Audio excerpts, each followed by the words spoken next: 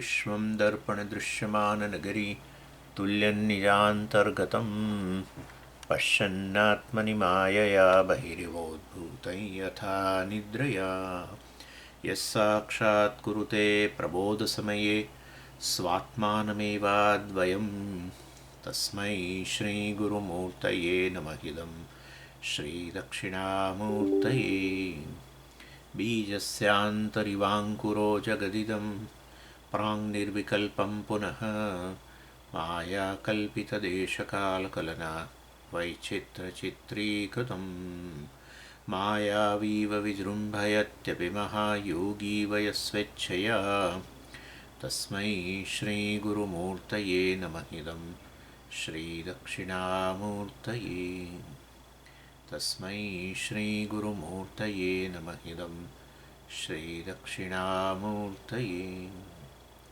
ॐ सहना भवतु सहनौ भुनक्तु सह वीर्यङ्करवावहै तेजस्विनावधीतमस्तु मा विद्विषावहै ॐ शान्तिः शान्तिः शान्तिः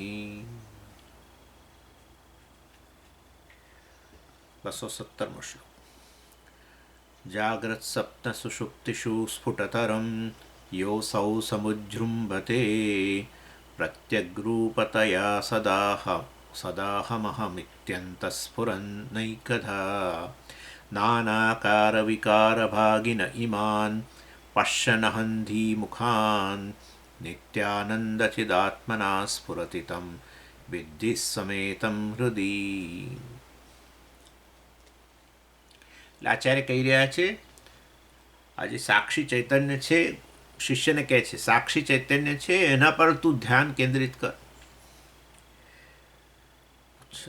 જે ચૈતન્ય જે સ્વયં સ્ફુરિત થઈ રહેલો છે બંને વસ્તુ સ્ફુરે છે. શરીરનું પણ સ્ફુરણ થઈ જ રહ્યું છે, જોડે શરીર હોય, મન હોય, પ્રાણ હોય, એનું સ્ફુરણ જોડે જોડે થાય છે. એની એ સભાનતા છે અને હું છું એની એ સભાનતા છે. હું ચેતન છું એ તો છે જ. અચ્છા, હુંની એ સભાનતા છે અને શરીરની એ સભાનતા છે, એટલે આપણે એક માની લઈએ છીએ કે હું શરીર છું વગેરે. અને એની અંદર કયું આગળ કે આની સાથે શરીર વગેરે સાથે તાદાત્મ્ય કરીને શરીરને જ વિશેષ્ય ગણીને અને શરીરમાં ચેતનતા રહેલી છે માટે ચેતનતા એનો જાણે કે ગુણ હોય શરીરનો, એ રીતે આપણે જોઈએ છીએ. વાસ્તવની અંદર હું તો ચૈતન્ય છું, ચૈતન્યને શરીર જે છે ચૈતન્યમાં છે, નહીં કે ચૈતન્ય શરીરમાં. પરંતુ આવી ભૂલ થઈ ગયેલી છે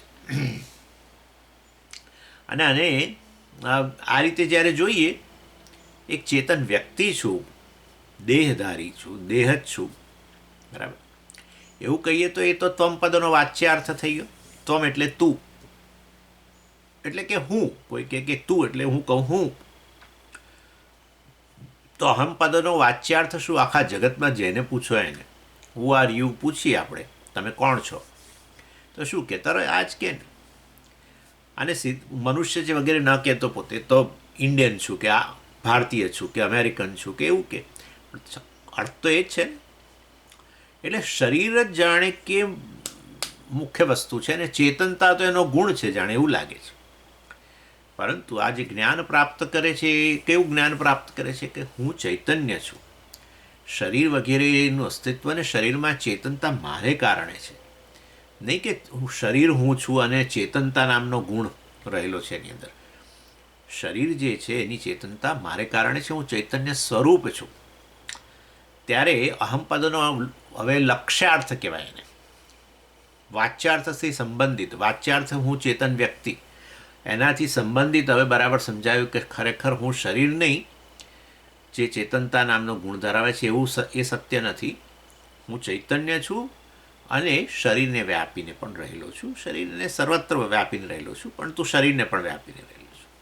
એટલે ચૈતન્ય એ મારું સ્વરૂપ છે, શરીર મારું સ્વરૂપ નથી. પણ બંનેનું સ્ફુરણ સાથે થાય અને હુંની વાસ્તવિક જ્ઞાન ન હોય ત્યારે આપણે પછી શરીર સાથે તાદાત્મ્ય કરીને હું શરીર છું, મન છું, બુદ્ધિ છું, પ્રાણ છું, ઇન્દ્રિયો છું વગેરે આપણે કહેતા હોઈએ છીએ. એ પ્રકારની ઓળખાણ આપતા હોઈએ છીએ. એટલે આ રીતે અહીંયા ત્વમપદનો લક્ષ્યાર્થ અહીંયા કે હું ચૈતન્ય છું એ વસ્તુ અહીંયા સરસ રીતે સમજાવે છે. અસૌ સમુજૃંભતે.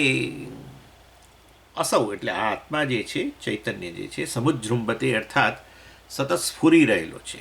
ક્યાં? જાગ્રત સ્વપ્ન સુષુપ્તિષુ. પ્રથમ પહેલી લીટીમાં છે જાગ્રત. અસૌ આત્મા, આ આત્મા જે છે આ જાગ્રત સ્વપ્ન, આ આત્મા એટલે હું, આ જાગ્રત સ્વપ્ન સુષુપ્તિની અંદર, ત્રણેય અવસ્થાઓની અંદર આ સતત સ્ફુરણ પામી રહેલો છે. અને ભેદ કેમ છે? ભેદ છે કે નહીં? ભેદ એટલે અવસ્થાઓમાં ભેદ છે. જાગ્રત અવસ્થામાં જે છે વાસ્તવમાં આ જાણે કે હું આ શરીરમાં છું એ પ્રકારનો મને ભ્રમ રહે છે. શરીરનું સ્ફુરણ થાય છે અને શરીરમાં શરીરનું સ્ફુરણ થાય છે અને એને કારણે જાણે હું શરીરમાં છું એવું લાગે છે. સુષુપ્તિમાં શું થાય છે?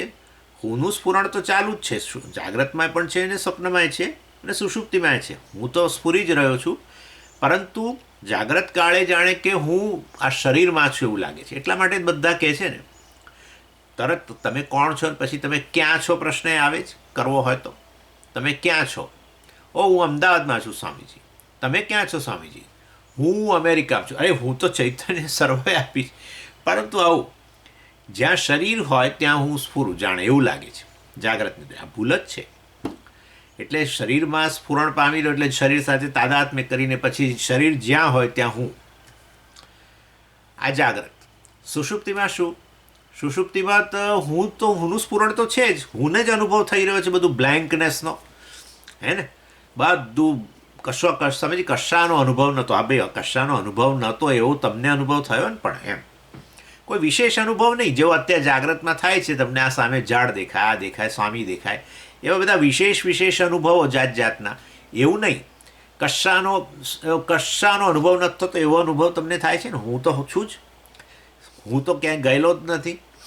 તો પછી હું તો ત્યારે સ્ફુરી જ રહ્યો છું. પરંતુ ભેદ ક્યાં પડ્યો જાગ્રત ને સુષુપ્તિમાં? જાગ્રતની અંદર જાણે કે હું આ શરીરમાં છું માનીને હું એક જગ્યાએ દેશમાં એક કાળે, દેશમાં હોય એટલે એક કાળે પણ આવી જ જાય. એક દેશ કાળની અંદર મર્યાદિત લાગુ, પણ એ તો આ શરીરને કારણે, શરીરમાં હું અભિવ્યક્ત થઉં છું. અને સુષુપ્તિમાં શું થાય છે? હું કોઈ દેશકાળમાં મર્યાદિત લાગતો નથી, એવો કોઈ અનુભવ નથી થતો.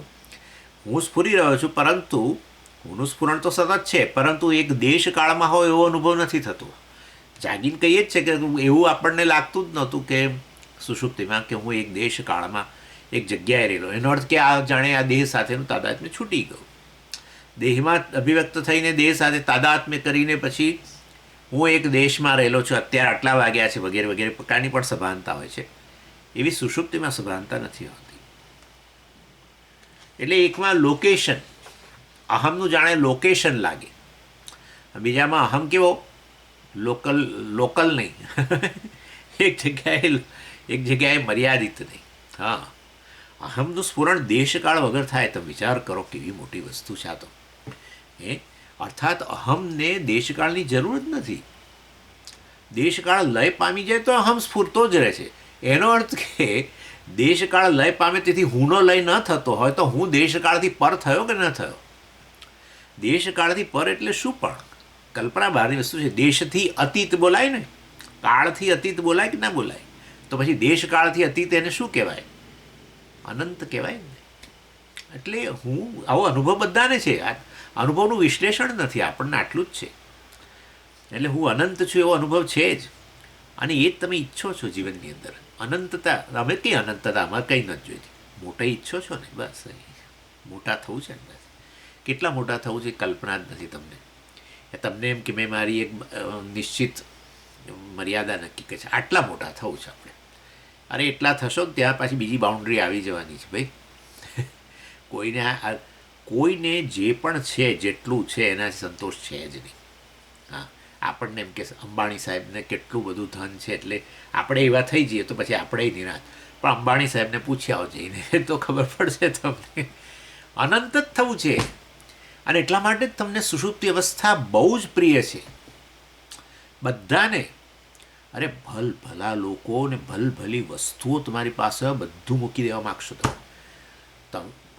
આવું બને ને ઘણી વાર આપણે દીકરા દીકરીઓ ક્યાંક ભણતા હોય પરદેશ ને પછી આવે ને પછી બધા ભેગા થાય એટલે બધા આપણે તો એની રાહ જોતા હોય, કેટલો રોમાંચ હોય ને, અને પછી વાતો કરે. એક તો આવે રાત્રે અડધી રાતે, પાછા આવીને વાતો કરે કરે કરે કરે કરે કરે કરે કરે કરે કરે કરે કરે કરે કરે કરે કરે પછી આપણે ધીમે કે બેટા હવે તુંય સૂઈ જા. પણ પોતે બેટા તું સૂઈ જા, જાણે બેટાની ચિંતા. ના ના, આપણી ચિંતા છે. આપણી એક એવી અવસ્થા જે તમને પ્રોમિસ આપી રહી છે કે આ દીકરાના સાથે અત્યારે વાતચીતનું સુખ છે એનાથી વધુ સુખ છે, માટે તમે એ સુખથી હવે વંચિત થવા માગો છો ને પછી બીજી અવસ્થામાં જવા માગો છો. અરે તમે જે ઘરેણાં પહેર્યા હોય ને જે પહેર્યું હોય ને ફરી તમે ફરવા ગયા હો, રિસેપ્શનમાં ગયા હો, અને જો ઊંઘ ચડી હોય ને બધું કાઢીને ફેંક્યું અને જે સૂઈ જાઓ. ભલી ખાવાની વસ્તુ હોય એનું એસોસિએશન મૂકી દો. એનો અર્થ એવો થયો કે એવો અનુભવની તમને ખાતરી છે કે જેમાં સુખ આ બધા સુખ કરતાં પણ ખૂબ મોટું સુખ છે. હા, કારણ કે પૂર્ણતાનો અનુભવ. ક્યાંય આટલી મર્યાદા નહીં, આટલો એ ભય, મર્યાદા, શોક કંઈ જ નહીં. એ બતાવે છે કે હું આ બધાથી પર જ છું. એ તો આ જાગ્રત કાળે મેં કહ્યું ને, શરીરમાં અભિવ્યક્ત થયેલો છું માટે શરીર સાથે તાદાત્મ્ય કર્યું. અભિવ્યક્ત થવું એથી તાદાત્મ્ય થવું જરૂરી નથી, પણ છે અજ્ઞાનને કારણે. સમજ્યા? એટલે એવું છે.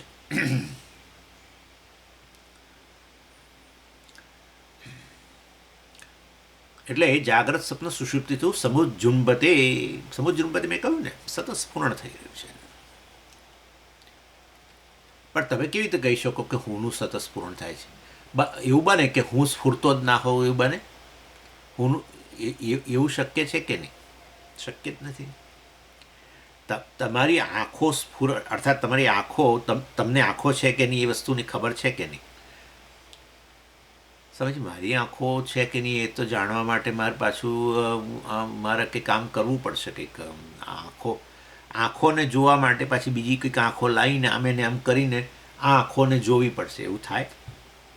તમને આંખો છે વસ્તુ એવિડન્ટ છે કે નહીં? તમારા આંખો છે કે નહીં? સમજ, એવિડન્ટ જ છે ને. તમે દેખાવ છો પછી પતી ગયો. અમારે તો એનાથી વધારે મોટું સબૂત શું જોઈએ? તમે દેખાવ છો, સામે ઝાડ દેખાય છે, આ મારી આજુબાજુ ટેબલ પર વસ્તુઓ પડે છે, બધું મને દેખાય છે, બસ પતી ગયો. That's it. આ બધું વસ્તુઓ દેખાય છે માટે આંખો છે એ વસ્તુ આપોઆપ જ સિદ્ધ થઈ જાય છે. એવી રીતે બધું જો અનુભવ થઈ રહ્યો હોય, દેશ કાળ અને જગતનો સતત અનુભવ થઈ રહ્યો હોય, તો પછી હું ખરો કે નહીં? ચેતન જે અનુભવ કરે. એટલે વાસ્તવની અંદર હું સ્વામીજીનું સ્ફુરણ થઈ રહ્યું છે કેવી રીતે કહેવાય? હું ચેતન છું કેવી રીતે કહેવાય? ચેતનતા તમે આમ કરીને જોશો, તમારી આંખો તમને નથી દેખાતી તો તમારી આંખો નથી એવું કોણ માને? મને પ્લીઝ કહેજો. તમે તમારી આંખો જીવનભર જોઈ શકવાના નથી. ના, અમે જોઈએ છે ને આ પેલા અરીસામાં. અરે એ તો પ્રતિબિંબ જુઓ છો. પ્રતિબિંબ એટલે હું. અચ્છા, પ્રતિબિંબ એટલે તમે? પ્રતિબિંબિત આંખો તમે કે બિંબ આંખો તમે? એટલે વાસ્તવની અંદર પ્રતિબિંબ જ છે. તો મિથ્યા વસ્તુ છે. ઇન શોર્ટ, પ્રતિબિંબી આંખો એ સાચી આંખો તો નથી. અને તમે કહો કે પ્રતિબિંબિત આંખો સાચી આંખો છે, તો એ બે અને આ બે એટલે આપણે તો 4 આંખવાળા થયા. આપણે તો પછી ઘણી વાર બોલીએ છીએ ગુજરાતી, સ્વામીજી એની આંખો 4 થઈ ગઈ. એટલે કશું ભાઈ સમજો, કલ્પના કરો કે તમે કોઈ દિવસ તમને આવું શંકા જાય છે કે મારી આંખો છે કે નહીં? તમે કદી તમારી આંખો જોઈ શકવાના જ નથી, તો પણ તમારી આંખો છે કે નહીં? છે જ. તમે કોઈ દિવસ આવો સંશય પણ નથી થતો. કેમ નથી થતો? બધું દેખાય છે સ્વામીજી, પછી આંખો તો હોવી જ જોઈએ ને. હા, તો પછી આ બધું અનુભવાય છે જાગ્રતની અંદર, સ્વપ્નની અંદર, સુષુપ્તિમાં બ્લેન્કનેસનો પણ અનુભવ સતત થઈ રહ્યો છે. તો આ 3 અવસ્થામાં એ હું જે ચેતન સ્ફુરી રહ્યો છે એમાં કોઈ શંકા કરવી જોઈએ કે ન કરવી જોઈએ? ન કરવી જોઈએ. સમજી ગયા? આ રીતે છે. એટલે સ્ફુટતરમ આચાર્ય કહે છે, જુઓ, જાગ્રત સ્વપ્ન સુષુપ્તિ શું સ્ફુટતરમ, એટલો બધો એવિડન્ટ છે, સંશય વગર આ વસ્તુ આપણે કહી શકીએ. અને એટલા માટે જ્યારે હું તમને પૂછું કે તમે ચેતન છો કે નહીં, તો તમે ઉપરથી મને કહેશો કે તમે સમજી આવો પ્રશ્ન કરો છો. આ વસ્તુ બહુ એવિડન્ટ છે, એમ જ તમે કહો કે ના કહો? કારણ કે હું તમને પૂછું છું એ જ બતાવે છે કે મારા પક્ષે હું જાણું છું કે તમે ચેતન છો માટે જ ઉત્તર આપશો. અને જ મારે પૂછાય કશું તમે મને કહો, અને પૂછાય કે તું કાળી છો કેવી છું કશું પૂછાય? કશું ના પૂછાય. તમને પૂછું છું તો મારા મનમાં આટલી તો ખાતરી છે કે નહીં કે તમે ચેતન છો. તમને ખાતરી છે કે નહીં તમે ચેતન છો? બરાબર છે. કેવી રીતે ખાતરી કરી? આંખનો ઉપયોગ કર્યો, કાનનો ઉપયોગ કર્યો, શેનો ઉપયોગ કર્યો? કશાનો ઉપયોગ વગર સ્ફુટતરમ સતત સ્ફુરી જ રહ્યો છે. અહમ અહમ ઇતિ અંતસ્ફુરન અહમ અહમ ઇતિ સદા. આચાર્ય કહે છે જુઓ, અહમ અહમ અહમ, બસ શબ્દનું સ્ફુરણ થઈ રહ્યું છે, તમને શબ્દ સંભળાઈ રહ્યો છે, શબ્દનું જ્ઞાન થઈ રહ્યું છે. હા, તો અહમ સ્ફુરી જ રહ્યો છે. આંખથી આ રૂપ રંગ દેખાઈ રહ્યા છે બધા, હા જ્યાં દેખાઈ રહ્યા છે ને, તો પછી અહમનું સ્ફુરણ થઈ જ રહ્યું છે. એટલે કંઈક જો જીભ પર મૂકો એનો સ્વાદ આવી રહ્યો છે, આવી રહ્યો છે ને, તો અહમનું સ્ફુરણ થઈ જ રહ્યું છે. ચેતન વગર કશો અનુભવ જ ન થાય, સ્વાદનો કે રૂપરંગનો કે શબ્દનો. અને માટે તો વાસ્તવની અંદર અને આ રીતે બધું સ્ફુરણ થતું, અને સમજો એકદમ જ જોકું આવી ગયું તો તમને બધો જાણે કે સ્વામી કશાનો પછી એક ક્ષણ માટે તો તમારા શબ્દો મારે ક્યાં જતા રહે ખબર ના પડીને, આ રૂપરંગ ક્યાં જતા રહે ખબર ના પડીને એવું થાય છે ને, થઈ જાય એકદમ આમ જોકું આવી જાય ત્યારે જાણે બધું બ્લેન્ક થઈ ગયું. તમને બ્લેન્કનેસનો અનુભવ થયો? હા થયો જ ને સ્વામીજી. હું તો એ કાળે તમે હતા કે નતા, તો જ ને મને જ અનુભવ થયો કે મને કશી વિશેષ અનુભવ ન થયો એવો, કશા વિશેષ વસ્તુના અભાવનો અનુભવ થયો. કોઈ વિશેષ વસ્તુનો અનુભવ ન, સ્વાદ ફલાણો ઢીકણો શબ્દ સરવ રૂપ રંગ, એ કોઈ પ્રકારનો વિશેષ અનુભવના અભાવનો અનુભવ થયો. અનુભવ કરનારો અહમ એ જોકા કાળે પણ હતો કે નહીં? હતો જ. એટલે વિચારો, અહમનું સ્ફુરણ તો સતત થઈ જ રહેલું છે. જાગ્રત સપના સુષુપ્તિષુ સ્ફુટતરમ અહમ અહમ ઇતિ સદા. હા, હું ચેતન છું એવું કહેવા માટે તમારે વાગિંદ્રિય જોઈશે, પરંતુ હું ચેતન છું એના માટે તમારે વાગિંદ્રિયની જરૂર નથી. સમજો હું શું બોલું છું. હું ચેતન છું એવું બોલવા માટે વાગિંદ્રિય જોઈએ, એટલે કે જાગ્રત કાળ જોઈએ, બરાબર છે. પણ હું ચેતન છું એ હું ચેતન છું એના માટે, એ તમે જાણો છો એના માટે તમારે કે વાગિંદ્રિયની જરૂર નથી. હું ચેતન છું બોલવા માટે વાગિંદ્રિય જોઈએ, હું ચેતન છું એવું જાણવા માટે વાગિંદ્રિયની જરૂર નથી. બસ આટલું સમજો. હા, વાગિંદ્રિય તમારી એનો અર્થ એવો થયો, જે મૂંગો વ્યક્તિ છે એને ખબર જ નથી કે એ ચેતન છે કે નહીં. આવું તો થોડું છે. એ બોલી નથી શકતો, બરાબર છે કે હું ચેતન છું, પણ એને ખબર છે ઉપરથી, એને એ પણ ખબર છે કે મારી વાગિંદ્રિય નથી ચાલતી. એ સભાનતા છે ને. એટલે તમે ખાલી આટલું જ્ઞાન મેળવવાનું છે. બોલો, હું શુદ્ધ ચૈતન્ય છું, બસ ચેતન છું, બીજું કશું જ નહીં. આટલું જો આપણે જો સમજી લઈએ ને, તો જીવનમાં કોઈ કકળાટ જ નથી.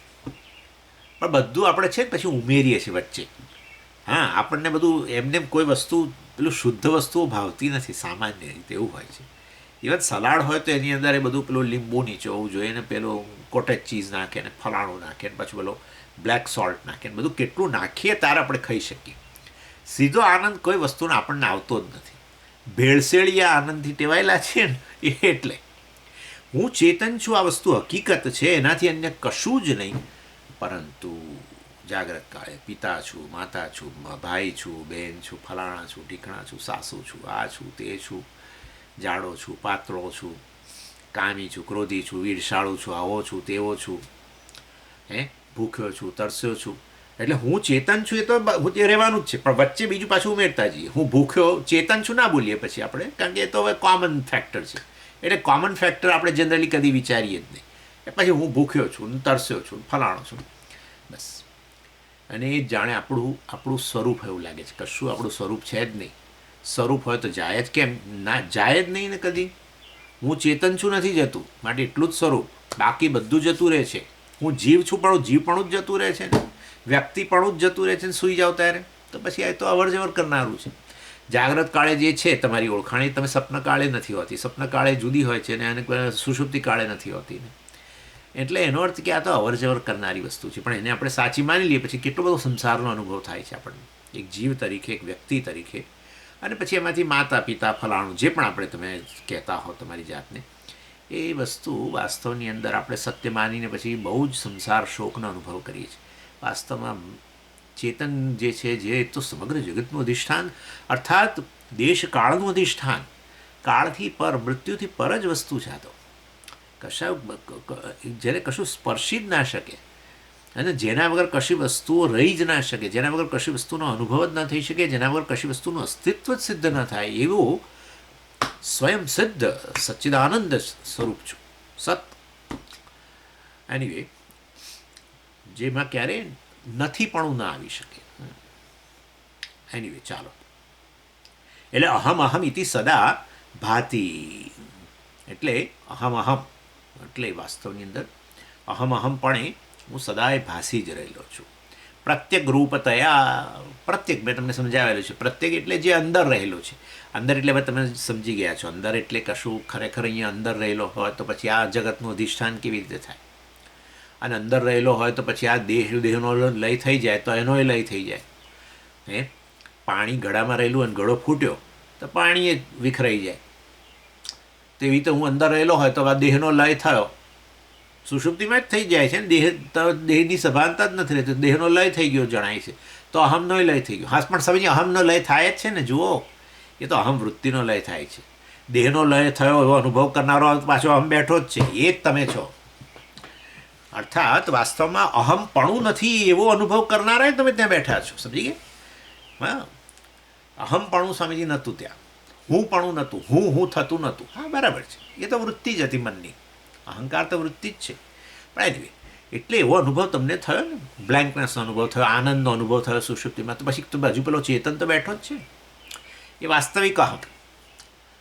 એટલે વાસ્તવમાં અહમ પ્રત્યેક રૂપતયા, દરેકે દરેક વસ્તુનું વિષયીકરણ કરનારો એને પ્રત્યેક કહેવાય. પ્રત્યેક એટલે જેના થકી બધી વસ્તુઓ વિષય બને, અહંકાર સહિત. બરાબર? એ અહમ અંતસ્ફુરન, પ્રત્યેક રૂપતયા અંતસ્ફુરન, એ આ રીતે અંદર સ્ફુરી રહ્યો છે અહમ અહમના રૂપમાં. એકધા, ત્રણેય અવસ્થાની વાત થાય છે ને, એટલે કે છે એકધા, યુનિફોર્મલી. એ અહમ તો યુનિફોર્મ છે, અહંકાર યુનિફોર્મ નથી. અહંકાર એક સરખો નથી. અત્યારે તમે કહો છો હું સાંભળનારો છું, પછી હમણાં ક્લાસ પતી તમે પછી જે કરતા હો, ચાલનારો છું, ગાનારો છું, ખાનારો છું, પીનારો છું. સપનની અંદર પછી જુદું જુદું, અને અત્યારે જાગ્રત પુરુષ કહો, પછી સપનમાં સપન પુરુષ થઈ જાઓ. એટલે વાસ્તવમાં કહેવાનો આશય અહંકાર એક સરખો નથી. અહંકાર તો બદલાતો રહે છે. જ્યારે હું ચેતન ત્રણેય અવસ્થાની અંદર એક સરખો, યુનિફોર્મ, એકધા.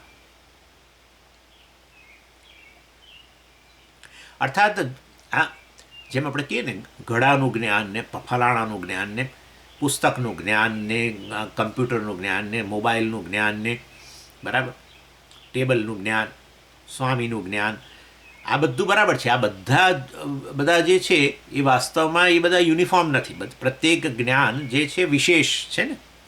પણ એની અંદર એક વસ્તુ છે જે આપણે ધ્યાનમાં નથી લેતા, અને એ છે યુનિફોર્મ, અને છે જ્ઞાન. ઘટક જ્ઞાન, સ્વામી જ્ઞાન, ટેબલ જ્ઞાન, બરાબર, કમ્પ્યુટર જ્ઞાન, ઝાડનું જ્ઞાન, ફલાણાનું જ્ઞાન, રૂમનું જ્ઞાન, તડકાનું જ્ઞાન, એ જ્ઞાન કોમન છે, યુનિફોર્મ છે. એ જ્ઞાન જ એટલે કે ચેતન. હા, એને જ ચેતન કહેવાય, જે યુનિફોર્મ છે. વૃત્તિઓ બધી વિશેષ છે.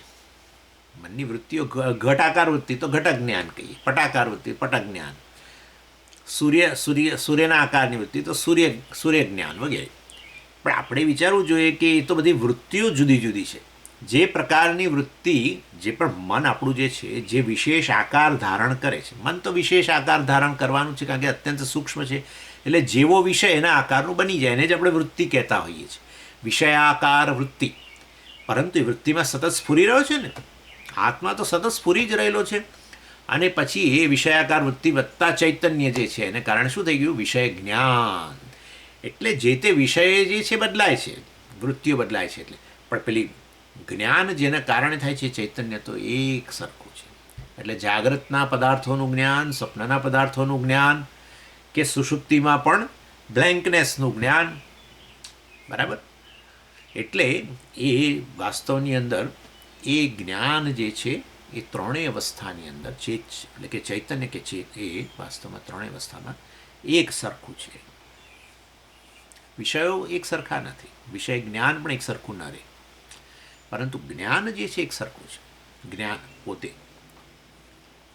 એટલે એ રીતે હું એ જ્ઞાન કોણ પણ, અરે ભાઈ એ જ્ઞાન તમને જ થઈ રહ્યું છે ને, એટલે તમે જ જ્ઞાન સ્વરૂપ છો. એટલે સત્યમ જ્ઞાનમ અનંતમ કહ્યું. જ્ઞાન એટલે અહીંયા ચૈતન્ય સમજો. એટલે જે કંઈ બધા તફાવત જે છે એ વાસ્તવમાં અહીં અંદર વૃત્તિઓમાં છે, અંતઃકરણમાં છે ને. એ વૃત્તિનો તો અંતઃકરણનો તો સ્વભાવ જ છે કે સતત નવી નવી વૃત્તિઓ ઉત્પન્ન થતી જ રહે, નવા નવા વિષયોના આકારનું મન એ વિષય આકાર ધારણ કરતું જ રહે. પરંતુ જે ચૈતન્ય જે છે એ તો જેની અંદર સ્ફુરી રહેલું છે વૃત્તિમાં, એ વાસ્તવમાં એક સરખું છે. સો એકધા સ્ફુરન, પછી આગળ કહે છે નાનાકાર વિકાર ભાગિન ઈમાન પશ્યન અહંધી મુખાન. નાનાકાર વિકાર ભાગિન ઈમાન અહંધી મુખાન પશ્યન. પશ્યન એટલે આજે અહમ જે છે ચૈતન્ય જે છે પશ્યન જોઈ રહ્યો છે, અર્થાત શું? સ્ફુરિત કરી રહ્યો છે, અનુભવ કરી રહ્યો છે, એને પ્રકાશિત કરી રહ્યો છે.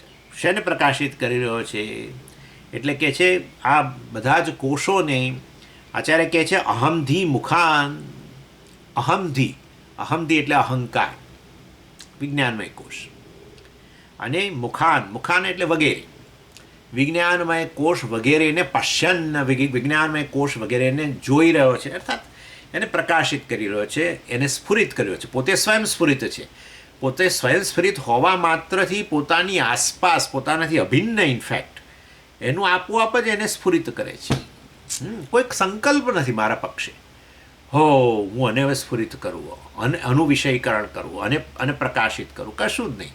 સ્વયં પ્રકાશ હોવા માત્રથી જે મારાથી આ વિજ્ઞાનમય કોષ વગેરે, અહંકાર વગેરે જે મારાથી અભિન્ન છે એ આપોઆપ જ સ્ફુરિત થાય છે. જેમ મેં તમને ઉદાહરણ આપું જ છું, જેમ સૂર્ય સ્વયં સ્ફુરિત છે, તે એના પક્ષે કોઈ સંકલ્પ વગર એની આસપાસ રહેલું આપણા જગત વગેરે, પૃથ્વી વગેરે બધું જે છે એ આપોઆપ જ સ્ફુરિત થાય. હા, એટલા માટે તો આપણે એને સાક્ષી કહીએ. સૂર્યને જગતનો સાક્ષી કેવો તો કહેવાય. સાક્ષી એને કહેવાય કે જેના પક્ષે કોઈ સંકલ્પ જ ના હોય. હા, એટલે એ સૂર્ય ક્યારે સાક્ષી ભાવમાં આવે. સમજીએ અત્યારે સૂર્ય સાક્ષી ભાવમાં આવ્યો છે. કોઈ ભાવ આવશે ને, શેના ભાવ? એ બધું અહીંયા ભાવ. ભાવ એટલે જેનો અભાવ પણ થવાનો છે, અર્થાત એવું સાવ સમજી સાક્ષીપણું જતું રહ્યું. સૂર્ય બનવાનું જ નથી ને, કદી બનવાનું નથી. હવા તમે છો, તમે ચૈતન્ય છો, ચેતન હોવા માત્રથી બધી વસ્તુઓનું વિષયીકરણ કરો છો, બધી વસ્તુઓનો અનુભવ કરો છો, બધી વસ્તુઓનું જ્ઞાન આપોઆપ થાય છે, બધી વસ્તુઓ તમને એવિડન્ટ બને છે.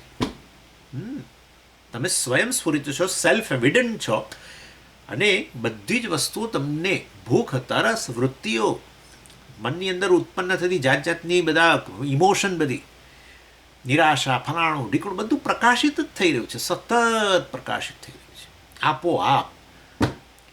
અને તમે કેવા છો? એક સરખા ત્રણેય અવસ્થાની અંદર. એ બધું બંધ થઈ જાય પ્રકાશિત થતું, અભાવ આવી જાય સુષુપ્તિ વગેરે, તો એને સ્ફુરિત કરે. આપણે પેલો એટલે નાટ્યદીપ જોયો હતો ને, ક્યાં જોયો હતો નાટ્યદીપ? તમે ક્યાં નાટકમાં આવ્યા હતા? પંચદશીમાં જોયો હતો આપણે, ભૂલી ગયા? 10મા અધ્યાયની અંદર, પંચદશીના 10મા અધ્યાયમાં કેવું સુંદર ઉદાહરણ આપ્યું વિદ્યારણ્ય સ્વામીએ કે એક રંગમંચ હોય, થિયેટર હોય ને એની અંદર એક બધા પ્રેક્ષકો બેઠા હોય, અને રંગમંચ પેલો સ્ટેજ હોય, અને સ્ટેજ પર ભરતનાટ્યમનો કાર્યક્રમ હોય, નર્તકી એક છેડેથી આવીને ડાન્સ કરે, બરાબર આમ છે. અને એ સ્ટેજ પર પેલા બધા બેઠા હોય, વાજિંત્રો લઈને બેઠા હોય બધા, અને આ આખો કાર્યક્રમ જેણે સ્પોન્સર કર્યો છે એવા યજમાન એક છેડે બેઠા હોય સ્ટેજ પર, બરાબર. આ બધું પેલા મોટો આ પ્રકાશિત પેલો ફોકસ, આપણે ફોકસ શબ્દ વાપરે, ફોકસ, એની હાજરીમાં બધું સ્ફુરિત. એ આ બધા નહોતા, શો શરૂ નહોતો થયો ત્યારે ખાલી થિયેટરને ફોકસ કરતો હતો. અને નર્તકીના બધા ભાવ, બધું અંતઃકરણની નર્તકી કઈ, જેમ એ બધા અનેક ભાવ નવરસ પ્રગટ કરે ને, તમે જોયું છે ને, કરુણા રસ પ્રગટ કરે ને પેલો પેલો બીભત્સ રસ પ્રગટ કરે ને ભય પ્રગટ કરે ને, જોયું છે ને નર્તકી બધા જાત જાતના આંખના બધા ભાવથી. એવી રીતે આપણા અંતઃકરણ એ નર્તકી છે. હા, પણ વાજિંત્રોને ભાઈ તો એ નર્તકી તો પેલા એ વાજિંત્રોને આધારે ડાન્સ કરે. હા, તે વાજિંત્રો છે ને, પણ આપણા વાજિંત્રો આ બધા છે. આ જેવા પ્રકારની વૃત્તિ ઉત્પન્ન કરે એવું અંતઃકરણ એને અનુરૂપ. અંતઃકરણ હંમેશા ઇન્દ્રિયોને આધારે પછી વૃત્તિઓ ઉત્પન્ન થાય. એટલે એ રીતે બધા એ વાજિંત્રો ને બધા વાદકો ને બધું સિંગર્સ ને બધા એ આપણી ઇન્દ્રિયો જાણે. એના આધારે નર્તકી ડાન્સ કરે. યજમાન કોણ? પેલો અહંકાર વિજ્ઞાનમય બેઠો છે વાસ્તવની અંદર. અને એટલે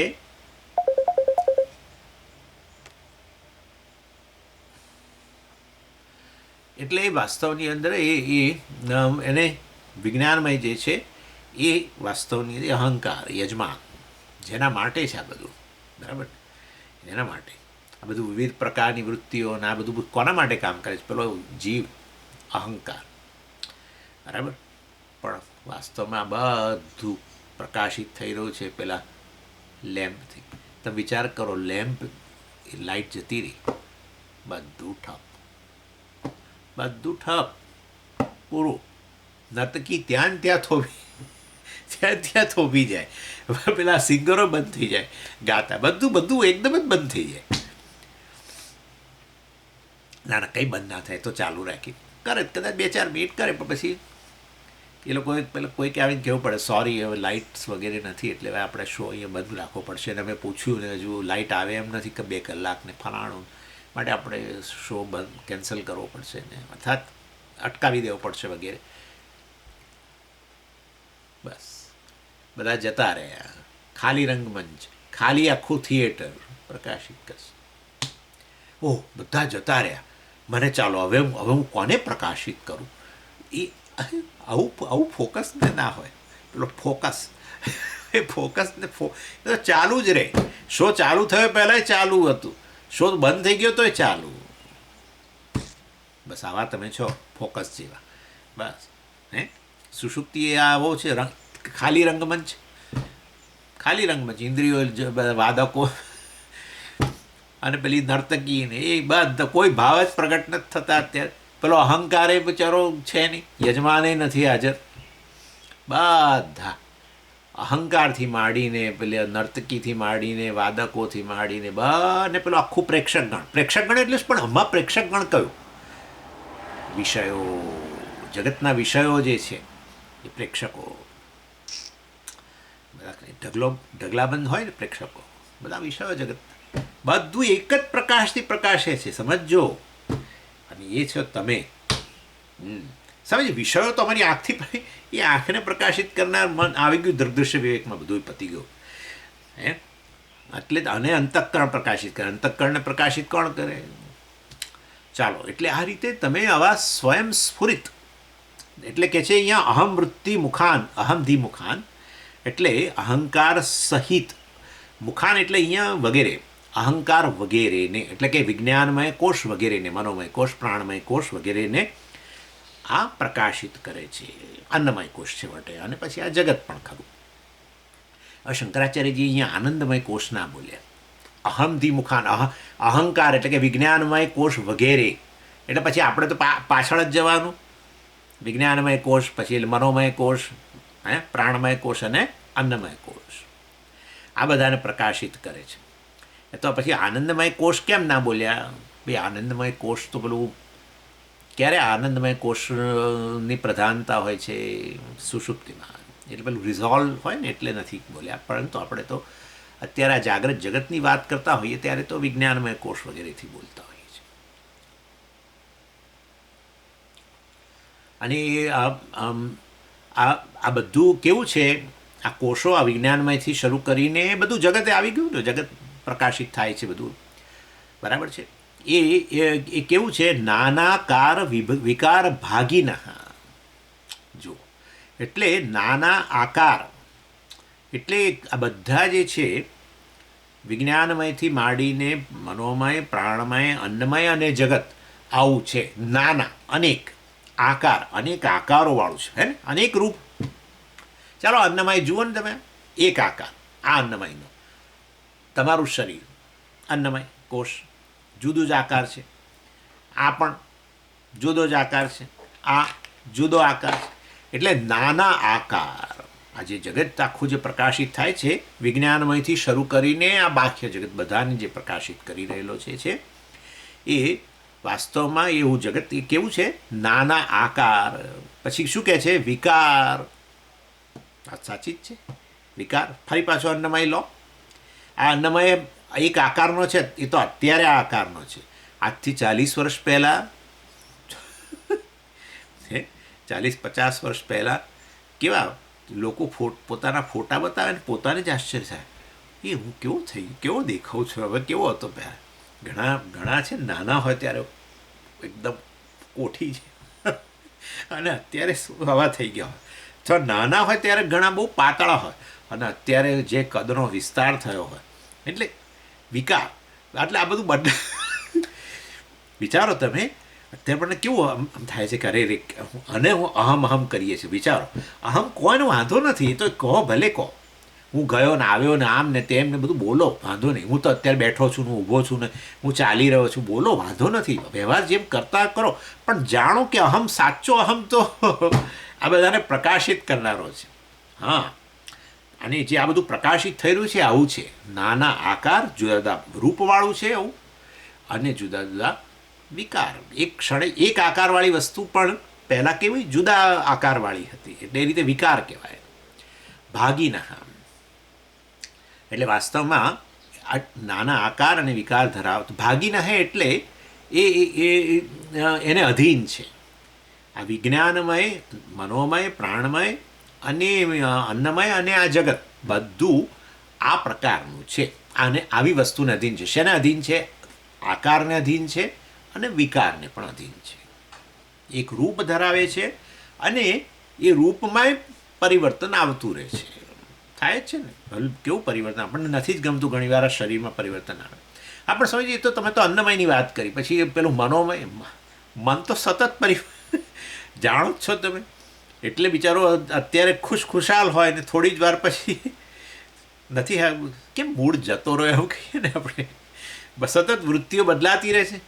પછી પણ પ્રાણમય બદલાતું જ રહે છે ભાઈ. હમણાં ભૂખ્યો, પછી ભૂખ જતી રહી, પછી તરસ્યો, તરસ જતી રહી. અને આજથી 40 વર્ષ પહેલાં તો આપણે કોઈ અંદર પેલા સ્ટેન્ટ વગેરે નહોતા. હવે તો બધા સ્ટેન્ટ આવી ગયા અને ફલાણું આવી ગયું, કારણ કે બ્લડ સર્ક્યુલેશનમાં ગરબડ થઈ. અરે ભૂખમાંય ફેર પડી ગયો. સ્વામીજી નાના હતા ત્યારે તો કેવું આપણે ખાઈ શકતા હતા. હવે તો એક રોટલી ખાઈએ છીએ ને તોય પેટ ભારે થઈ જાય છે, આમ થઈ જાય, તેમ થઈ જાય છે. બધું બહુ ફેર પડી ગયો. આપણે ડાયજેશનમાં ફેર પડી ગયો, બધી રીતે ફેર પડી ગયો. શ્વાસ ઉચ્છ્વાસમાં ફેર પડી જાય છે ભાઈ, બધામાં ફેર પડી જાય છે. આપણા શ્વાસની ગતિ ધીમી પડી જાય છે ને આ તે ને એમાં વિકાર આવતો જ રહે છે ને બધું. એટલે પ્રાણમયમાં ફેર પડી જાય છે, અન્નમયમાં ફેર પડી જાય છે, મનોમય, મનની વૃત્તિઓ બદલાતી જ રહે છે સતત. સ્મૃતિ તમારી જે પહેલાં હતી એ નથી, આ ને તે ને બધું કેટલું બદલાય છે ભાઈ. આપણી લાગણીઓ બદલાતી રહે છે. આપણે પહેલાં જે લાગણીઓ ધરાવતા હતા એવી અત્યારે નથી ને. અને અત્યારે બદલાતું રહે છે ને. કોઈના માટે અત્યારે સારી લાગણી હોય પછી બદલાઈ જાય ને, તો ખરાબ હોય ને હવે પાછી સારી એ થાય ને. બધું ચાલતું જ રહે છે આ બધું નાટક તો.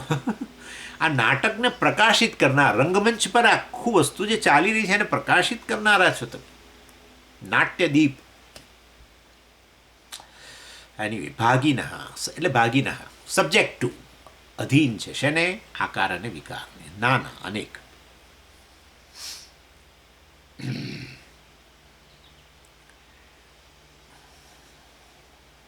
એનો અર્થ એવો થયો કે આ બધી વસ્તુ પ્રકાશિત થઈ રહી છે, બરાબર. તો પછી હું એ આકાર વિકાર વગરનો થયો કે ના થયો? આકારોનો અનુભવ કરનારો, એને પ્રકાશિત કરનારો, વિકારોને પ્રકાશિત કરનારો. તમને જ ખબર છે કે તમે પહેલાં કેવા હતા અને અત્યારે કેવા છો. તમે એક વિશેષ આકાર ધરાવો છો એ તમને ખબર છે, દેખાવ વગેરેની રીતે, રંગરૂપની રીતે, ચામડીનો રંગ, આ તે બધું, બરાબર છે. બધી તમને ખબર જ છે. તમારે કોઈને પૂછવા જવાની ક્યાં જરૂર છે? તમે ચેતન છો ને, તમને તમારા શરીરનો અનુભવ થઈ જ રહ્યો છે. તમારા તમારા મનમાં શું ચાલી રહ્યું છે એ તમને ખબર જ છે. તમારા ભૂખ તરસ વગેરેની તમને ખબર છે, તમારી સ્મૃતિની તમને ખબર છે. બધું તમારા મનમાં શું સંશયો છે એ પણ તમને ખબર છે. એનો અર્થ એવો થયો, અને આ જગતની તો તમને ખબર છે જ, અનુભવ થઈ ગયો છે. તેનો અર્થ એવો થયો કે આ બધી વસ્તુનો અનુભવ કરનારો જે છે એ અનુભવ કરનારો અનુભવના વિષયથી, આ બધા વિષયોથી ભિન્ન છે. માટે આ બધી લાગણીઓ વગેરેથી હું મુક્ત છું, અથવા આ વિવિધ પ્રકારના આકારો અને વિકારોથી હું મુક્ત છું. માટે શાસ્ત્રમાં એને શું કહ્યું? આકારહીન, આકાર વગરનો, ફોર્મલેસ કહેવાય. ફોર્મ એટલે આકાર, ફોર્મલેસ, આકાર વગરની વસ્તુ કેવી હોય તમે જ મને કહો. એક વિશેષ આકાર ન હોય છે પણ આકાર વગરની છે તો કેવી હોય તમે મને કહો? સર્વવ્યાપી જ હોય ને આકાર વગરની વસ્તુ. આકાર એટલે એક મર્યાદા આવે, રૂપ આવે, અને એ તમે અનુભવ કરો છો ક્યારે? સુષુપ્તિની અંદર. એટલે અહમ ખરેખર આકાર વગરનો છે, પરંતુ જાગ્રત કાળે પછી જ્યાં અભિવ્યક્ત થઉં છું એને જ અહમ અહમ કરું, અને એને કારણે પોતાને પછી 5 ફૂટ 8 ઇંચનો કહું, ને આવો કહું, તેવો કહું, જાડો પાતળો, ફલાણો ઢીકણો, ઊંચો નીચો વગેરે. ચાલો, એટલે આ રીતે. અને વિકાર એટલે વિકાર વગરનો થયો હું ખરેખર તો. આ બધા વિકારોને પ્રકાશિત કરનાર તો હું નિર્વિકાર, ચેન્જલેસ. ચેન્જલેસ એટલે પછી તમારે, હું જ્યારે હું કહું વિકાર વગરનો, બદલાયા વગરનો, એટલે તમારે પછી તમારે આગળ વધવાનું. એક જ વસ્તુ એવી છે જેમાં વિકાર ન આવે, કદી બદલાય જ નહીં, અને એ છે આત્મા. જગત તો સતત બદલાય છે, શરીર, મન, બુદ્ધિ બધું બદલાય છે. તો એના પર કાળની અસર છે એવું થઈ ગયું નક્કી. કાળને અંતર્ગત બદલાય છે. મેં તમને હમણાં જ કહ્યું, શરીર અત્યારે આવું છે, પહેલાં નહોતું. પહેલાં ને અત્યારે એટલે એ કાળ લઈ આવ્યા તમે. ભૂતકાળમાં 40 વર્ષ પહેલાં આવું નહોતું, પછી 5 વર્ષ પહેલાં આવું નહોતું, આવું બને. ઇનફેક્ટ થોડા વખત પહેલાં જે હતું એવું તો અત્યારે નથી. ક્ષણે ક્ષણે બદલાય છે, એવું જ કહીએ ને આપણે. ક્ષણે ક્ષણે કાળ લાવવો જ પડે. એટલે કાળ વગર બદલાવ ના આવે. એટલે જે બદલાતી વસ્તુ જ કાળને અધીન થઈ ગઈ. જો બદલાતી જ ન હોય તો પછી કાળને અધીન નથી. જો કાળને અધીન નથી તો મૃત્યુને અધીન નથી. પતી ગયું. આવું છે. એટલે મેગીના દોરડા રાખવાના આપણે. એક મેગી ખેંચો તો બીજી 5 આવવી જોઈએ જોડે. હા, વેદાંતિઓ પાક્કા મેગી ખાનારાઓ છે. એટલે વાસ્તવની અંદર આ બધા લાગણીઓને પ્રકાશિત કરનારો હું લાગણીહીન એવું ના બોલ, લાગણીહીન નહીં બોલવાનું. અર્થાત એ લાગણીઓ વાસ્તવમાંથી હું પ્રભાવિત ન થઈ શકું, કારણ હું તો એ લાગણીઓથી પર છું, અતીત છું. લાગણીઓ બધી તો અંતઃકરણની છે, એ બધી પ્રકાશિત થાય. અને એ રીતે પછી પોતાને સ્વસ્થ સમજવું, હું એકલો પડી ગયો, એકલી પડી ગઈ, ફલાણું ટીકણું, આ તે બધું કેટલું ચાલે છે આપણા મનની અંદર. બધું બહુ હોય છે, જાત જાતનું ચાલતું હોય છે, બધું આપણને ખબર છે. એટલા માટે પછી ક્યારેક આપણે કોઈકને મિત્રની આગળ જઈને બોલીએ ખરા કે મારા મનમાં તો આવું આવું ચાલે છે, ને આવું અત્યારે મારો આવા પ્રકારનો અનુભવ છે મારો, ને આમને તેમને. ચાલો, પછી આગળ કહે છે નિત્યાનંદ ચિદાત્મના. નિત્યાનંદ એટલે જો હવે આ વસ્તુ અહીંયા આપણે વેદાંતમાંથી આટલું શીખી લેવાનું છે કે હું શોકનો અનુભવ કરું છું, માટે હું શોક રહિત છું. બરાબર? હું શોકનો અનુભવ કરું છું માટે શોક રહિત છું. હું ક્રોધનો અનુભવ કરું છું માટે હું ક્રોધ રહિત છું. હું નિરાશાનો અનુભવ કરું છું માટે હું નિરાશાથી પર છું.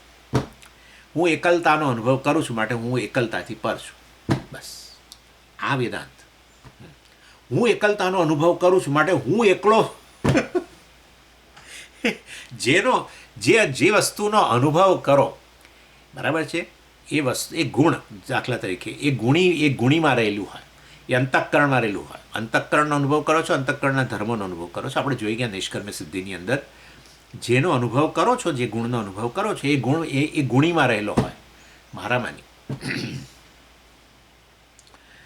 એટલે આ રીતે I experience sorrow, therefore I am free from sorrow.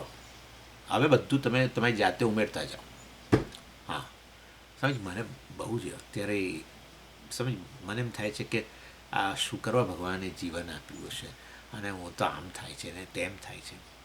આવું પહેલાં હતું નહોતું, અત્યારે થાય છે આવું? હા, અત્યારે થાય છે. બરાબર? પહેલાં નહોતું ને અત્યારે? તો પહેલાં તમે હતા કે નહીં? ને હું તો હતો જ ને, પણ આવો અનુભવ નહોતો. અત્યારે આવો અનુભવ છો ત્યારે તમે છો? હા છો. તો તમે એનાથી પર ખરા કે નહીં? કોઈક વસ્તુ આવીને ગઈ એવું થઈ રહ્યું છે ને. પહેલાં નહોતી ને હવે આવી. તમે તો હતા જ હંમેશા, યુનિફોર્મ, યાદ રાખો. એટલે એ વખતે આ બધી આવી પ્રકારની લાગણીનો અનુભવ આવી લાગણીઓનો અભાવનો અનુભવ કરનારા તમે હાજર હતા. અત્યારે આવી લાગણીઓ તમારા મનમાં ઉત્પન્ન થઈ છે તેનો અનુભવ કરનારા તમે છો, તો તમે તો ખરેખર પર જ છો ને એનાથી. કોઈક વસ્તુ અવર જવર કરે છે, તો પછી તમે કેમ આવું કહો છો ભાઈ મને સમજી આવું થાય છે, આમ થાય છે, તેમ થાય છે. એટલે અંતઃકરણમાં જે ઉત્પન્ન થાય એની સાથે તાદાત્મ્ય કરીને વ્યક્તિ કેટલો સંસારનો અનુભવ કરે છે. અને પાછા એની એ જ વ્યક્તિ થોડાક પછી આવીને કદાચ સમજો કે એ વ્યક્તિને કદાચ ભગવાનની દયાથી ઊંઘ આવી ગઈ, ઘણી વાર ઊંઘ ના આવે, આવું આવે ત્યારે, પણ પછી ઊંઘ આવી ગઈ તો પાછો અભાવ થઈ ગયો. પછી બીજે દિવસે પૂછે પછી સ્વામી ફોન કરે સામેથી, ભાઈ તમે પેલું આવું બોલતા હતા, ભાઈ શું થયું? પછી ના સમજ અત્યારે પાછું જરા શાંત થઈ ગયું છે. તે અવર જવર આ વસ્તુની તીવ્રતા હતી આવી લાગણીની, આ લાગણી ઓછી થઈ ગઈ પછી વધી પાછી, કે આમ થઈ જતી રહી, આ બધું અનુભવ કરનાર તમે એનાથી પર ખરા કે નહીં? એટલે તમે વિચાર કરો કેવું આ. એટલે શાસ્ત્ર કહે છે કે ભાઈ વાસ્તવની અંદર તમે આ એક અજ્ઞાનને કારણે જે અનાત્મા છે, જે મિથ્યા છે ખરેખર તો, ચાલો મિથ્યા ન સમજો તો કે પણ અનાત્મા સમજો અત્યારે, કે જેનો અનુભવ કરો છો એના કરતાં અનુભવ કરનારો ભિન્ન જ હોય, આટલું એક સામાન્ય વસ્તુ જો તમારા મનની અંદર બેસી જાય કે અનુભવનો વિષય કરું, જેને અનુભવ થઈ રહ્યો જે વિષયનો, એ વસ્તુ કદી બની જ ના શકે. હું પેન છું કેવી રીતે બનવું? પેનનો અનુભવ કરતો હોઉં, આટલું તો આપણે સમજી શકીએ ને. ધૂળનો અનુભવ કરતો તો હું ધૂળ છું આવું બને કોઈ દિવસ? તો પછી આ જેવી રીતે આ બધી વસ્તુનો અનુભવ કરી રહ્યો છું, બોલીએ છું ખરો કે આ વસ્તુ પહેલાં નથી ને હવે અત્યારે મારા મનમાં છે, અને આમ છે ને તેમ છે, અને આ જતી રહી હતી સમજ, વચ્ચે ઓછી થઈ ગઈ હતી, વળી પાછી આવી છે, આમ બધું બોલો છો તમે. મતલબ આ બધાને અવર જવરનો અનુભવ કરો છો, તોય પાછા પોતાને એની સાથે તાદાત્મ્ય કરીને આવી રીતે બોલો છો. એટલે વેદાંતનો આ સિદ્ધાંત છે, I experience anything, I am free from anything, that's it. આટલું છે. હું જો શોકનો અનુભવ કરતો હોઉં તો હું શોકથી મુક્ત છું, ક્રોધનો અનુભવ કરતો હોઉં તો ક્રોધથી મુક્ત છું. કોઈ પણ લાગણી, ખાસ કરીને લાગણીઓ માટે આપણને બધું હોય છે. અને ના સમજીએ અમને તો એવું બધું નહીં, પણ અમને શરીરનું છે થોડું, મને એવું સમજી શરીરનું ખરું. એટલે શું, આ શરીર બહુ ભારે છે ને એટલે મને એમ નથી ગમતું, હું ભારે છું એવું લાગે છે. એટલે જો તમને શરીર ભારે છે એવો અનુભવ તમને થતો હોય તો તમે બાર વગરના છો, ઓકે, ફૂફૂ છો, ઓકે, યાદ રાખો. ઇન શોર્ટ આટલું યાદ રાખો. આ વેદાંતનો સિદ્ધાંત કે I experience sorrow, I am free from sorrow. અર્જુનને આટલું જ કર્યું. ભગવાને શું કર્યું? શું તમે મને કહો? કોઈ ચમત્કાર ના કર્યો. હે અર્જુન શોક સંવિઘ્ન માનસ આમ કરીને બેઠો, પેલો ધનુષ બાણ ફેંકીને, પેલા અધ્યાયના અંતે કહ્યું ધનુષ બાણ ફેંકી બે ફસડાઈ પડ્યો શોકગ્રસ્ત. ખાલી ભગવાન તો બોલતા રહ્યા, અશોચાનંદ વશોચસ્થમ પ્રજ્ઞાવાદાંશ ભાષસે ગતાસુ ન ગતાસુંશ નાનુશોચંતી પંડિતા. શરૂઆત જ ત્યાંથી કરી. હે અર્જુન, તું શોક ન કરવા યોગ્ય વસ્તુનો શોક કરું છું. ખરેખર જ્ઞાની વ્યક્તિઓ તો ગત અને અગત, ગત એટલે ગયેલા, મૃત્યુ પામેલા, અગત મૃત્યુ નથી પામ્યા, જીવિત કે મૃત્યુ કોઈ પણ કશાય માટે શોક કરતા જ નથી જ્ઞાની લોકો. આવું કહી દીધું. પછી બધો વિસ્તાર કર્યો. કોઈ ચમત્કાર નહીં. એ બેટે, તું મારી સાથે, તું હંમેશ રહ્યો છું અર્જુન, તું મારો પ્રિય છું, લે તારા મનમાંથી આમ શોક જતો રહે. હું કશું કામ આવું કશું ભગવદ્ ગીતામાં છે નહીં. હમણાં એક જણે અહીંયા એક યુનિવર્સિટીના પ્રોફેસર મને બોલાવે એટલે ઇન્ટરવ્યૂ માટે, અને એમને રસ આ બધા ભૂતળાઓમાં. એક જગ્યા મને લઈ ગયા, એટલે એ જગ્યા બહુ એ લોકો એવું છે, એ જગ્યા માટે એવું કહેવાય છે કે અહીં બધા ભૂત રહે છે, એટલે ત્યાં જ બોલાવ્યો મને. અને પછી મને કે સ્વામી તમે ભૂત વિશે કહો, કે તમારું શું કહેવું છે? મેં કહું ભાઈ અમે શાસ્ત્રની અંદર ભૂતો અને ચમત્કારો અને આવું કોઈ જગ્યાએ કશું આવતું જ નથી. ક્યાંય ભૂતળાઓની વાત કે ક્યાંય ચમત્કારોની વાત, કોઈ સિદ્ધિઓની વાત, કશું નહીં. રિયાલિટી શું છે બસ. તમે જે અનુભવો છો એમાં તારણ શું છે તમારું? વિજ્ઞાન બિચારું જે કરે છે એવું આપણે કરીએ છીએ. વિજ્ઞાને કહે છે તમે જે આ જગત અનુભવી રહ્યા છો એના વિશે અમે તમને તારણ આપીએ.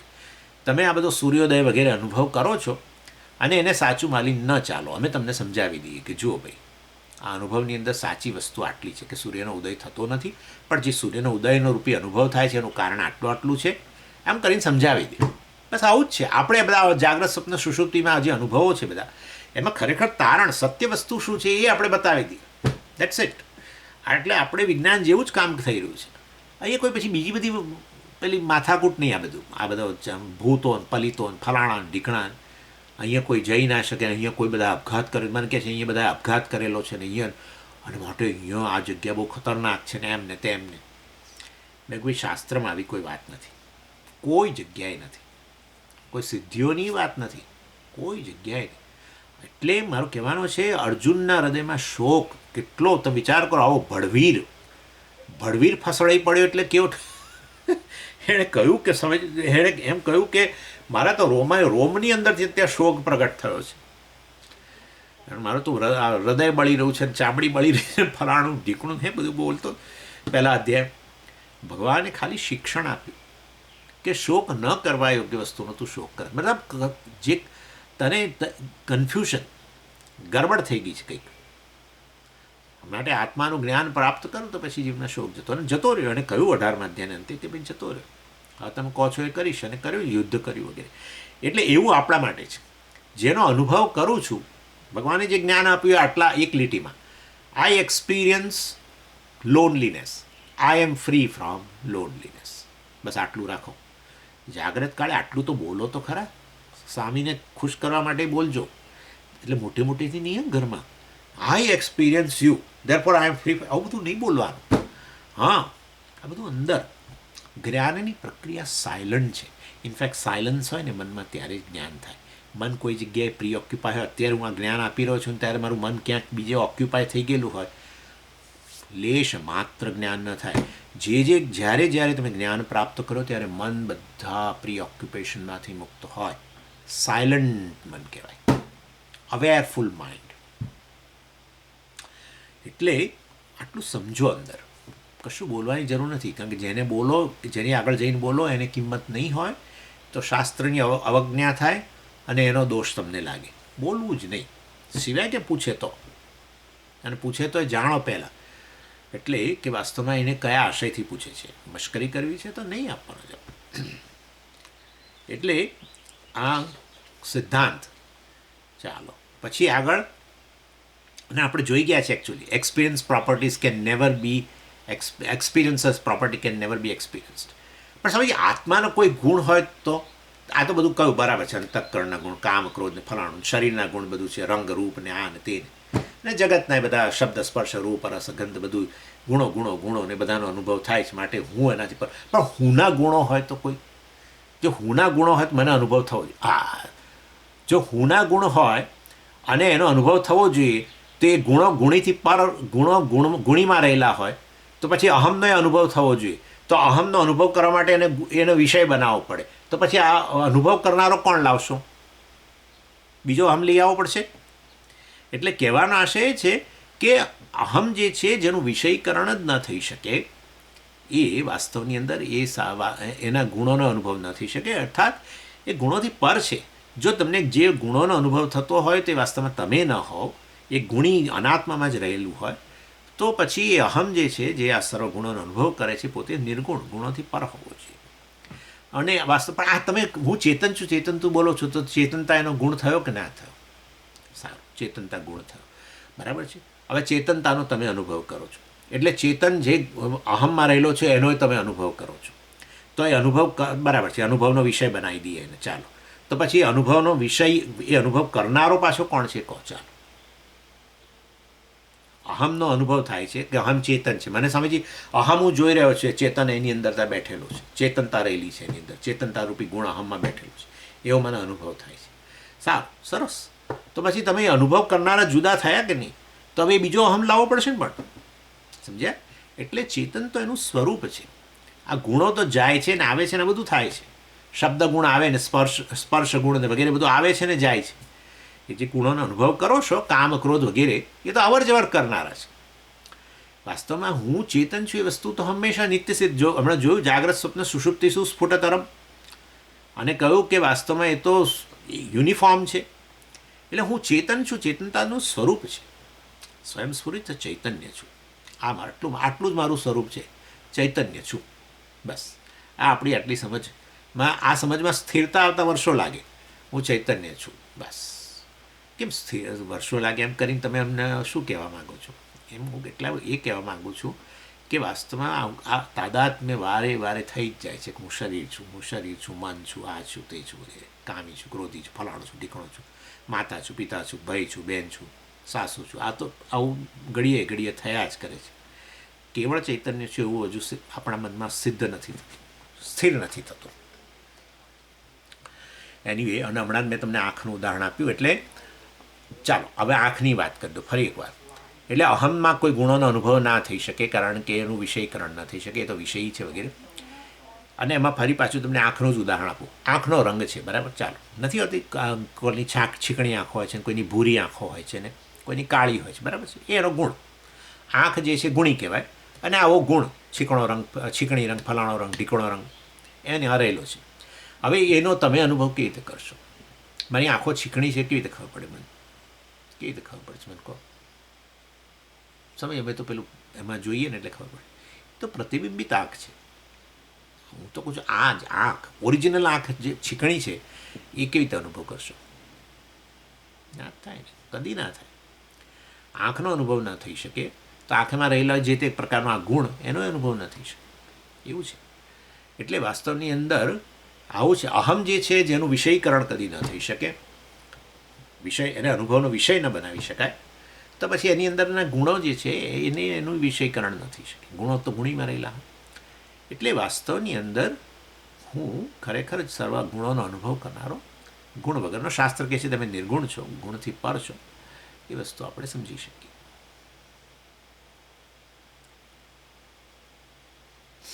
અનુભવ કરનારાનું ક્યારેય અનુભવનો વિષય ન બનાવી શકાય, બસ. એટલે અનુભવના વિષયમાં રહેલા ગુણો એ અનુભવના, એટલે જે તે ગુણો જેનો અનુભવ થતો હોય એ ગુણીમાં જ આપણને અનુભવ થાય, એટલું આપણું નક્કી છે. જેમ કે તમે કાળા રંગનો અનુભવ કરો તો એ કાળો રંગ જેમાં રહેલો છે એવી આ પેન, એનો પણ અનુભવ થાય છે. એટલે એ અનુભવનો વિષય છે, માટે એમાં રહેલા ગુણનો અનુભવ થાય. આઈધર વે જે તમે કહેતા હો. એટલે અંતઃકરણનો આપણને અનુભવ થાય છે, અને અંતઃકરણમાં એટલે ગુણ જે છે બધા કામ, ક્રોધ, લોભ, મોહ વગેરે જે પણ હોય એનો પણ આપણને અનુભવ થાય છે. અને એ અહમમાં રહેલા નથી, એ અનાત્મામાં રહેલા છે વગેરે. અનુભવના વિષય જે છે એમાં રહેલા છે.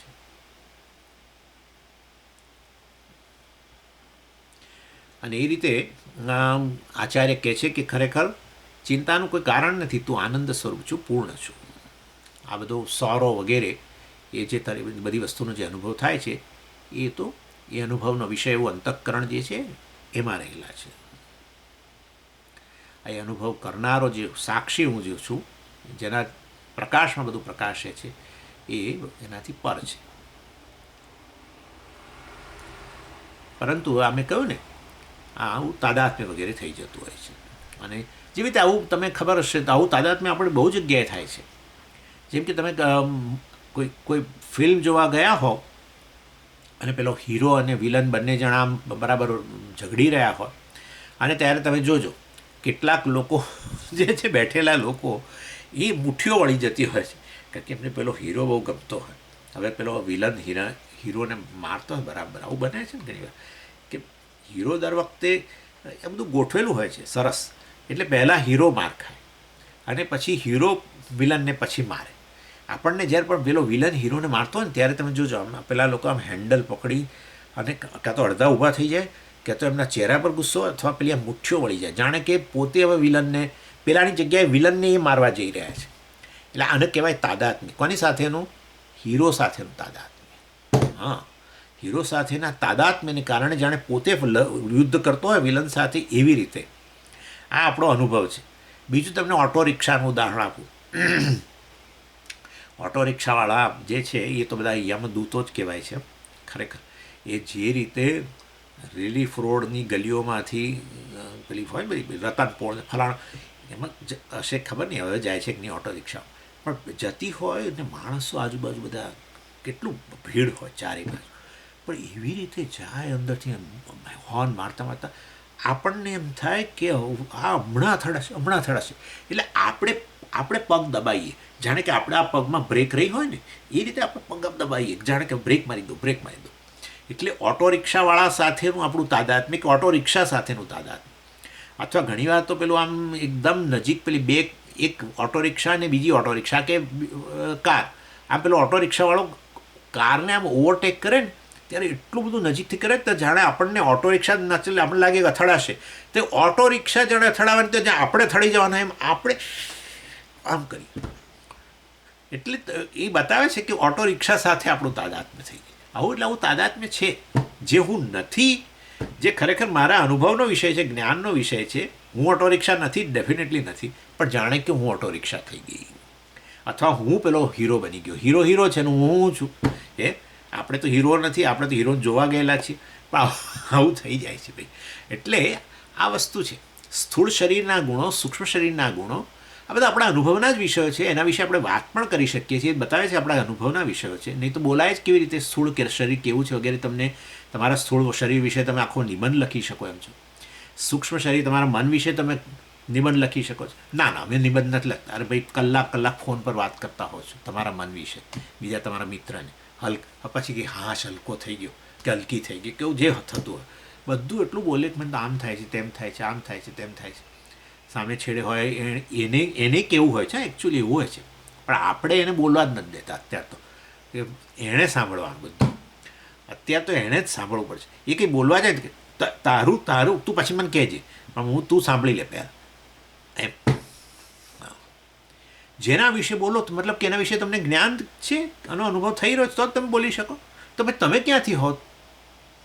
અનુભવનો વિષયને અનુભવ કરનારો એક તો કદી હોય જ નહીં. આવો એક ઉદાહરણ બતાવજો. બનશે જ. અનુભવનો વિષય જે છે એ વિષય અનુભવ કરનારા કરતાં જુદો છે. તો પછી આ બધા ગુણો જે છે મતલબ એની સાથે આ જે વિષય છે, વિષય સાથેના તાદાત્મ્ય, મન બુદ્ધિ વગેરે સાથે, શરીર વગેરે સાથે તાદાત્મ્ય કરીને એના ગુણોવાળો પોતાને માને છે, એવો છે નહીં. પછી પાતળો છું, જાડો છું, વજન વધી ગયું, ફલાણું ઢીકણું, આ રંગ મારો બદલાઈ ગયો, અને આ ઉનાળામાં મારું કાળો પડી ગયો, ફલાણો ને એવું કેટલું બધું હોય છે. દેખાવમાં આવો થઈ ગયો, તેવો થઈ ગયો. સ્ત્રી છું, પુરુષ છું, એમાં પાછી ગરબડો થાય છે. અરે ભગવાને મને ક્યાં સ્ત્રી અવતાર આપ્યો, ફલાણું કેટલું બધું આપણે કયા જ કરીએ છીએ. અને ભગવાનની અંદર કેટલી વાર તો આપણે કહીએ તો તું આવો છું, તેવો છું, મારી પાછળ પડ્યો છું, પ્રારબ્ધ વાળો જો એ પાછું. અરે ભગવાને મારું પ્રારબ્ધ કેવું હશે ખબર નહીં, આ કહેવા આવું છું, સ્વસ્થ છું નહીં અસ્વસ્થ છું, આમ ને તેમ. શરીરમાં હોય છે અસ્વસ્થતા વગેરે, કે મનમાં હોય, પણ તું એનો અનુભવ થઈ રહ્યો છે, પછી એમાંથી પર છું. અને તાદાત્મ્ય કહેવાય. તાદાત્મ્ય અધ્યાસ. ખરેખર તાદાત્મ્ય નહીં. તમે ઓટો રિક્ષા કદી એક બની ના જાઓ. તાદાત્મ્ય એટલે શું? બે એક બની જ ગયા, જેમ પેલો અગ્નિનો ગોળો. એવું નથી.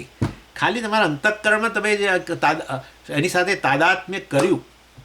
ખરેખર તાદાત્મ્ય ક્યાંથી થાય? તમે ઓટો રિક્ષાનું એક મિશ્રણ થઈ ગયું. આવું તો કંઈ થતું હશે? કદી ના થાય. પણ તમે જાણે કે ઓટો રિક્ષા તમે છો એ રીતનો તમારા મનમાં જાણે કે એવું તાદાત્મ્ય, એને તાદાત્મ્ય અધ્યાસ કહેવાય. એટલે કે ઓટો રિક્ષાનો તમે તમારા પર અધ્યારોપ કર્યો, અથવા પેલા હીરોનો તમે તમારા પર અધ્યારોપ કરી દીધો, અને તમે તમારી જાતને ભૂલી ગયા. પેલી જે વસ્તુ અધ્યારોપિત થઈ એ જ તમારા માટે સત્ય બની ગઈ. એવું જ થાય છે ને. રજ્જુને ઠેકાણે સર્પ દેખાય કેમ? એટલે કે રજ્જુ દેખાતી બંધ થઈ ગઈ અને સાપ જ છે એવું લાગે છે. એવું જ થાય છે. અધ્યારોપિત વસ્તુ જ સત્ય બની જાય આપણા માટે. એટલે નિત્યાનંદ ચિદાત્મના એટલે ચિદ રૂપેણ. બરાબર છે. ક્લાસ પતી ગયો છે. એટલે ચૈતન્ય રૂપે જે નિત્ય આનંદ સ્વરૂપ જ છું, તો આ બધાથી પર છું. સ્ફુરતિ અને સતત એનું સ્ફુરણ થઈ રહ્યું છે. આ નિત્યાનંદ રૂપે જ હું સતત સ્ફુરી રહેલો છું. તમ યેતમ હૃદય વિદ્ધિ. માટે તું આ વસ્તુને ઓન અપ કર કે તું તો આ બધાથી પર આનંદ સ્વરૂપ પૂર્ણ છું. એ પ્રકારનું તું એ જે સ્ફુરણ થઈ રહ્યું છે એ વસ્તુથી તું સભાન બને, એને ઓન અપ કર વગેરે. ઓમ પૂર્ણમદ પૂર્ણમિદમ પૂર્ણાત પૂર્ણમુદચ્યતે પૂર્ણસ્ય પૂર્ણમાદાય પૂર્ણમેવાવશિષ્યતે. ઓમ શાંતિ શાંતિ શાંતિ. હરિ ઓમ શ્રી ગુરુભ્યો નમઃ. હરિ ઓમ.